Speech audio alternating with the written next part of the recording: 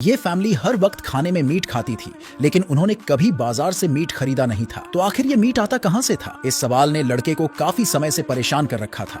एक दिन खाना खाते वक्त लड़के ने अपने पेरेंट्स से इस बारे में पूछ ही लिया। ये सुनते ही उसकी मम्मी का चेहरा अचानक बदल गया और पास बैठे उसके पापा भी गंभीर हो गए। ऐसा लग रहा था जैसे वो इस सवाल से बचने की कोशिश कर रहे हों। बेटे को और सवाल पूछने से रोकने के लिए मम्मी ने उसे जल्दी से अपने कमरे में जाकर सोने को कह दिया। लेकिन लड़का बिस्तर पर लेटा तो उसे नींद नहीं आई। उसे लगने लगा कि उसके पेरेंट्स उससे कुछ बड़ा राज छुपा रहे हैं। इसी क्यूरियोसिटी के चलते लड़का चुपके से उस जगह पहुंच गया जहां उसके पापा काम करते थे। वो एक खंभे के पीछे छिप गया और सच्चाई जानने का इंतजार करने लगा। थोड़ी देर बाद उसके पापा चुपचाप अंदर आए। उन्होंने पहले इधर उधर देखा और जब ये इंश्योर कर लिया कि वहां कोई नहीं है तो वो एक लाश के पास गए। फिर उन्होंने पहले से तैयार किया हुआ एक बैग निकाला, एक स्कैल्पेल बाहर निकाला और लाश को काटना शुरू कर दिया। लेकिन ऑपरेशन करते वक्त कैंची गलती से जमीन पर गिर गई। अब इससे पहले कि उसके पापा उसे देख पाते, लड़के ने फटाफट कैंची उठाई और वहां से भाग गया। लेकिन घर लौटते वक्त रास्ते में उसके पापा ने उसे देख लिया। उन्होंने उसे तुरंत गाड़ी में बैठने को कहा। लड़का जैसे ही गाड़ी में बैठा,